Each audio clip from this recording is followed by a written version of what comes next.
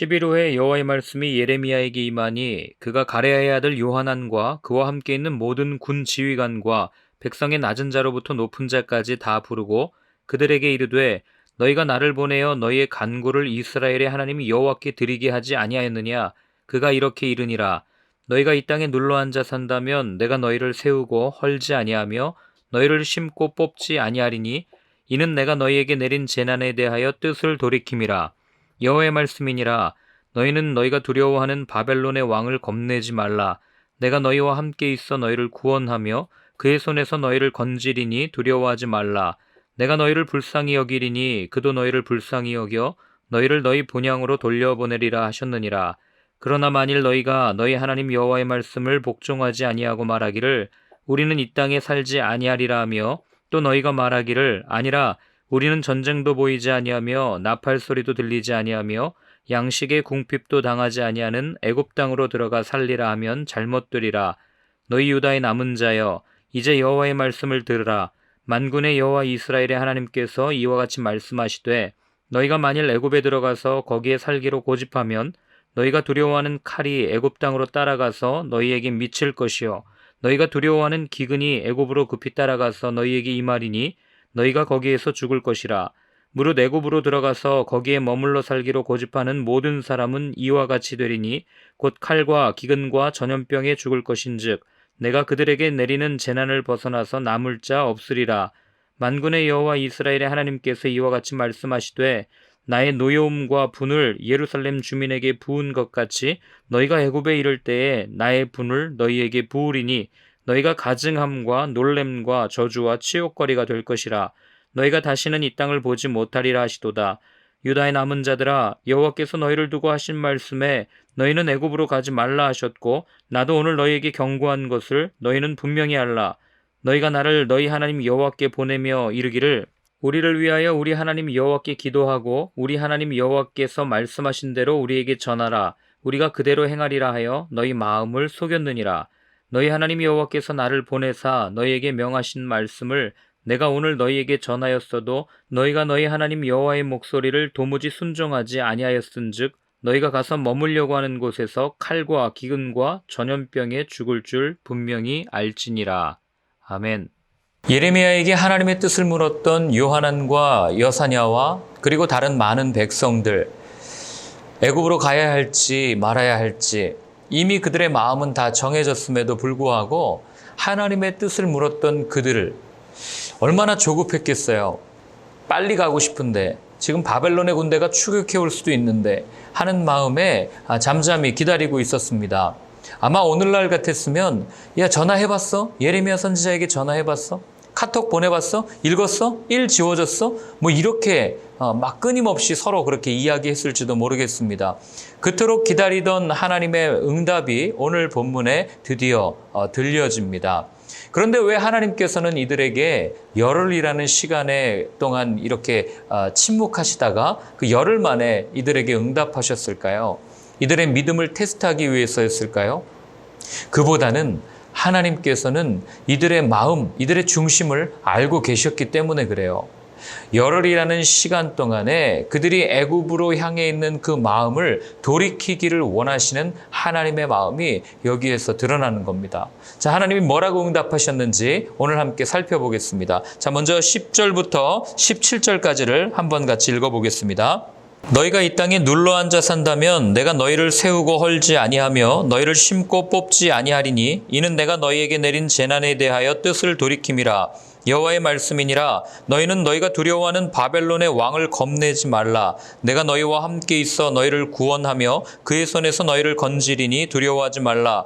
내가 너희를 불쌍히 여기리니 그도 너희를 불쌍히 여겨 너희를 너희 본향으로 돌려보내리라 하셨느니라.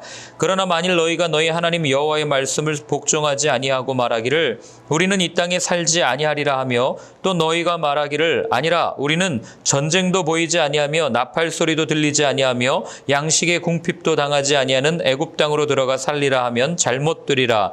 너희 유다의 남은 자여 이제 여호와의 말씀을 들으라. 만군의 여호와 이스라엘의 하나님께서 이와 같이 말씀하시되 너희가 만일 애굽에 들어가서 거기에 살기로 고집하면 너희가 두려워하는 칼이 애굽 땅으로 따라가서 너희에게 미칠 것이요 너희가 두려워하는 기근이 애굽으로 급히 따라가서 너희에게 임하리니 너희가 거기에서 죽을 것이라.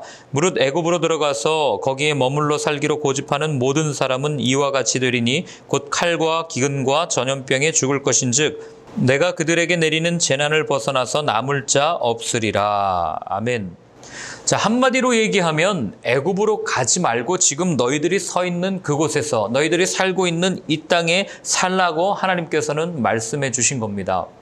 이들이 왜 그렇게 애굽으로 가고 싶어 했습니까? 오늘 본문에 그게 분명히 드러나지 않습니까? 양식의 궁핍도 당하지 아니하고 전쟁도 없는 땅, 가난함이 없는 땅, 배부름이 있는 땅, 근심과 걱정이 없는 땅이라고 이들은 생각했기 때문에, 더군다나 바벨론이 세운 총독을 죽였기 때문에 그로 인한 화가 이들에게 미칠 것이라고 생각해서 우리가 그 반대편에 서 있는 애굽으로 가면 안전할 거야 라고 생각했던 것 같아요. 그런데 여러분, 사람의 눈에 보기에 안전한 것이 안전한 게 아니에요. 이건 우리가 분명히 짚고 넘어가야 됩니다. 언제나요, 하나님이 우리보다 옳습니다. 하나님이 우리보다 선하세요. 이걸 인정하지 않으면 우리는 평생토록 우리 눈에 보이기에 좋은 것만을 따라가다가 결국에는 하나님과 등지게 될지도 모른다는 거예요. 여지껏 예레미야가 외쳤던 말이 그거 아니에요. 제발 눈에 보이는 거 다 믿지 마라. 눈에 보이는 게 전부가 아니다. 들려진 하나님의 말씀, 선포된 하나님의 말씀에 귀를 기울이고 그 말씀을 붙들고 걸어갑시다 라고 예레미야가 끊임없이 이야기했어요. 그런데 이들은 어떻습니까? 그 선포된 말씀 앞에 말씀을 가볍게 여겼던 시드기야 왕이나 아니면 다른 왕들이나 이런 사람들과 별반 차이가 없는 거예요.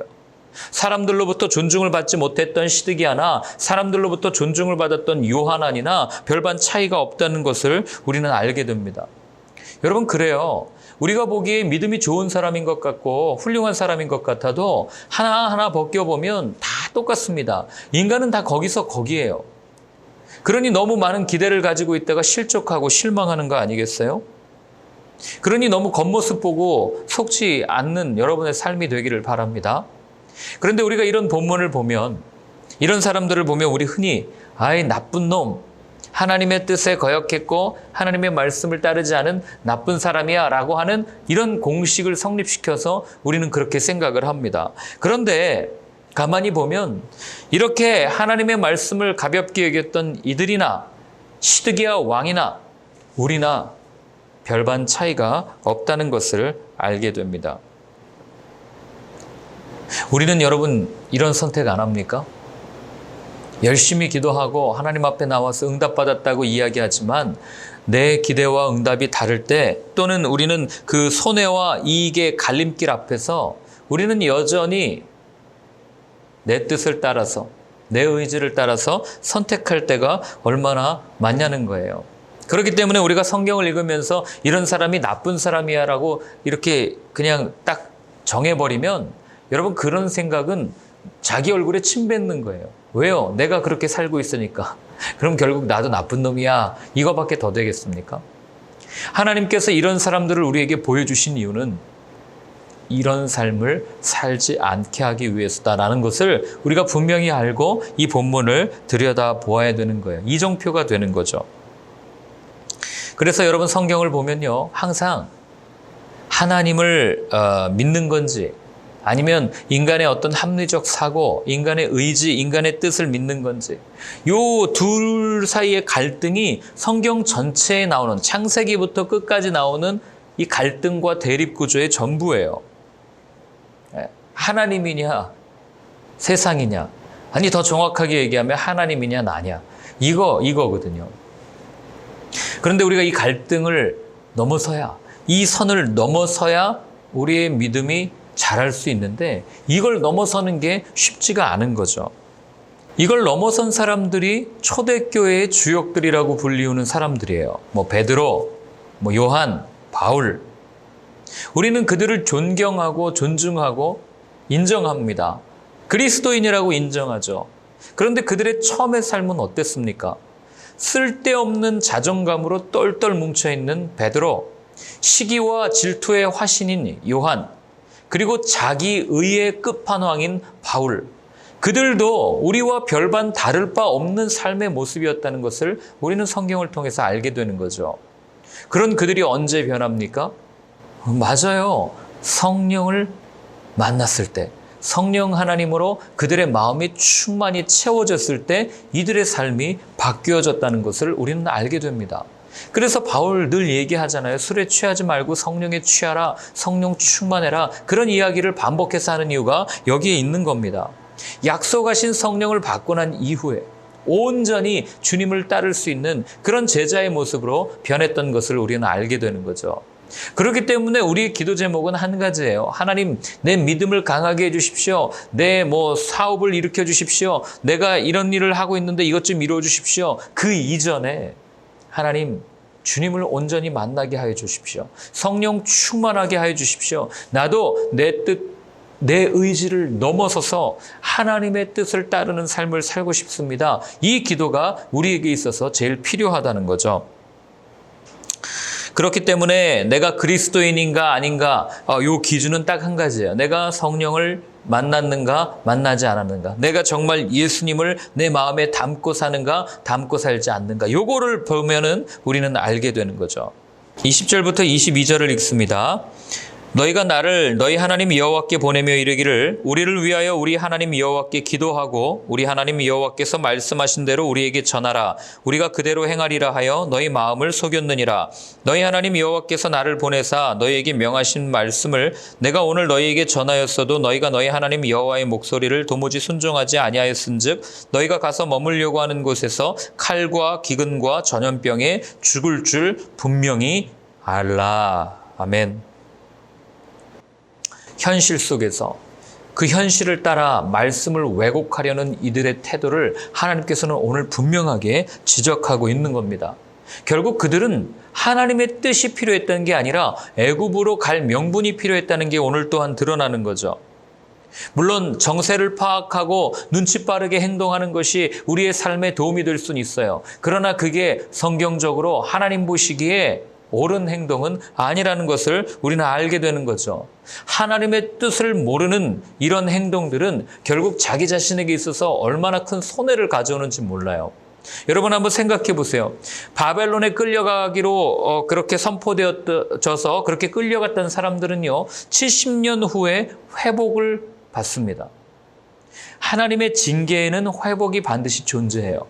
그러나 징계 중에 하나님 앞에 불순종하고 애굽으로 떠났던 이들의 끝은요, 회복이 없어요. 그냥 멸망뿐입니다. 파멸이라고요. 차이를 아시겠습니까? 그렇기 때문에 여러분, 우리가 징계 가운데 있습니까? 우리가 고난 가운데 있습니까? 그러면 지금 빨리 우리의 귀를 열고 하나님께서 무엇이라고 말씀하시는지를 들으셔야 돼요. 우리의 상황, 우리의 주변에 일어나는 일들을 보고 이건 이렇게 될 거야, 이건 이렇게 되지 않겠어 하면서 눈치 빠르게 내가 손해보지 않기 위해서 행동하는 건 나중 문제예요. 먼저는 하나님 이때를 향하신 아버지의 뜻이 무엇입니까를 분명히 물으시고, 그리고 그 음성을 듣고 거기에 순종하면서 손해볼지라도 어려울지라도 한 걸음 한 걸음 나아갈 때 거기에 회복이 있고 거기에 온전함이 있다고 하는 거죠. 하나님 앞에 꾀부려봐야 하나님은 속지 않아요.